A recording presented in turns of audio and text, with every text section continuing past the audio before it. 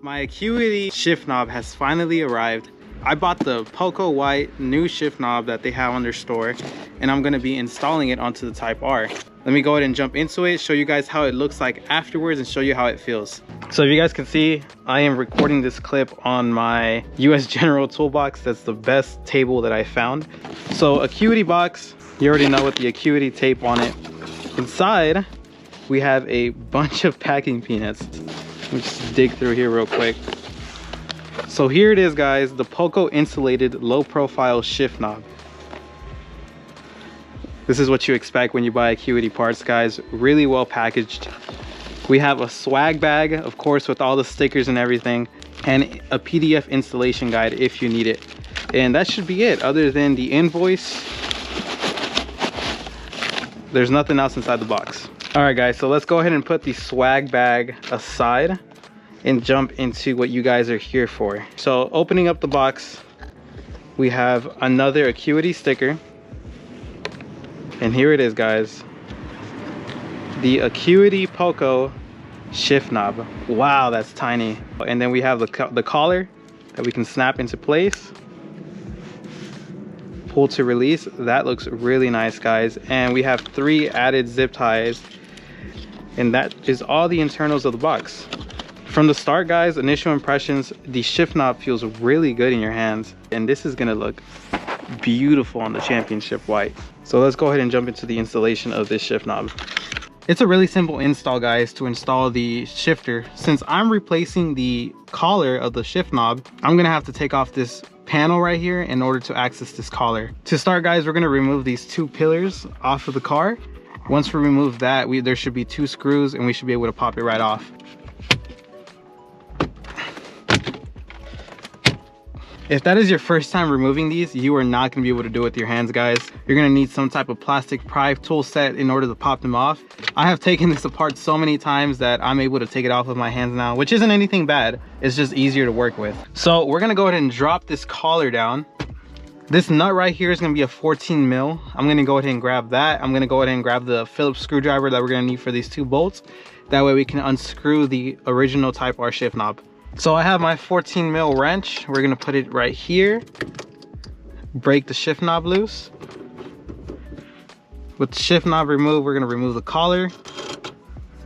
Put this somewhere safe. Now we're gonna remove the 2 Phillips screws off the side.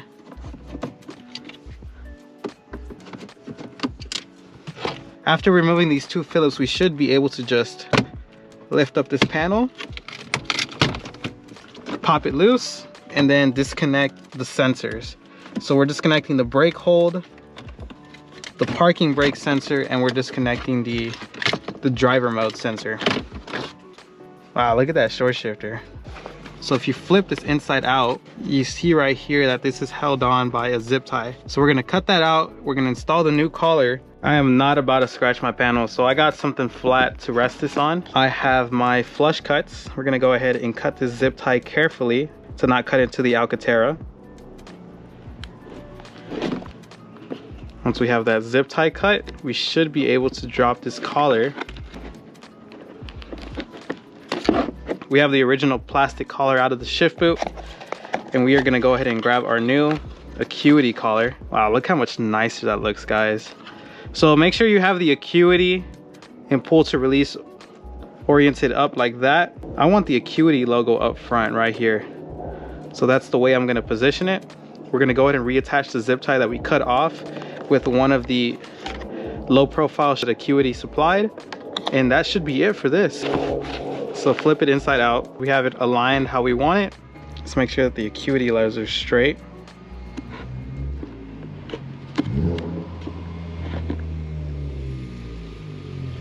I installed a new zip tie.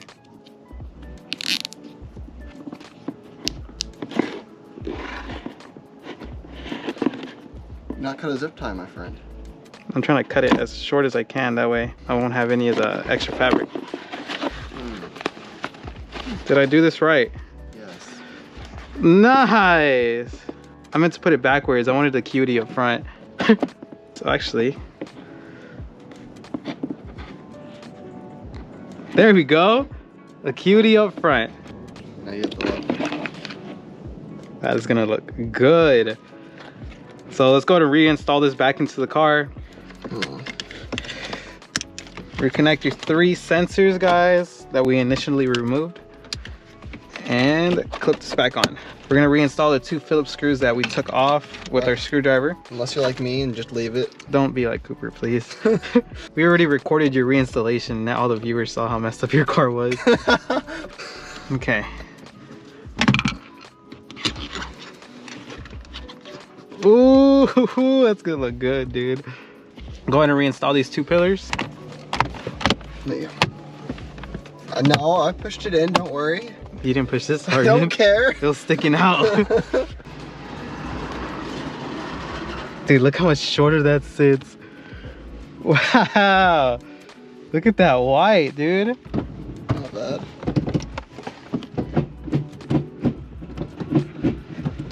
It feels so much lower than the stock shift knob. Time to grab the tape measure.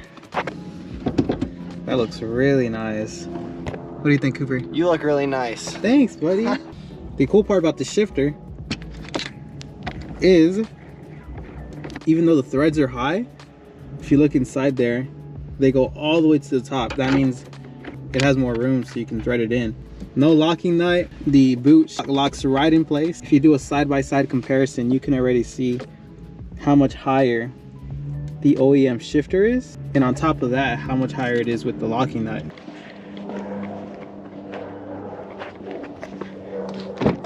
Cooper! Hello. What's up, Cooper? I'm just watching YouTube. Are you watching my YouTube video? No, God no. Bruh. Same way we did our measurements in our Acuity versus hybrid racing video. We're gonna put it right here on this plastic tab and go straight across. And if you see right there, that looks like it's 3 inches from the base, which is crazy low. My stock shifter was at 4 3/8 inches. So that's a big difference. 4 3/8 to 3 inches of height. And you can definitely feel the difference when you're shifting through the gears. If you can find your gears. That feels really good though, dude. I was worried that the shift knob would feel really small because it felt really small in my hand. But it feels really good to grab it. Yeah, put your scrunchie over it. Just put my scrunchie on it. Good to go. Here's the information for the Poco shift knob. So it's 1.88 inches wide.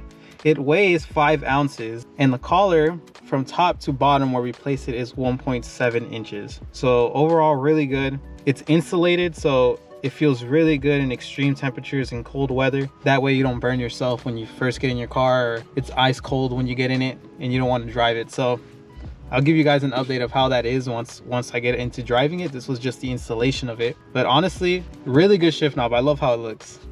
I just got home from work. I've been driving the Poco shift knob for about 3-4 days already. Same impressions as initially. Really short shifts. It sits way lower and it feels really good in your hand. You definitely won't regret buying the shift knob if you want to pick one up. The sun's setting already, so it's a little bit dark. If this is a shift knob that you like and you're thinking about buying one, I'll drop the link down in the description where you can pick it up off the Acuity website. This is the Poco White Insulated, but there is a lot of different options as far as the shift knobs go, and all of them sit really low. If you guys enjoyed the video, make sure you guys subscribe to the channel. I'm dropping a video every week, so stay tuned for future content coming to the channel, and thank you for the support.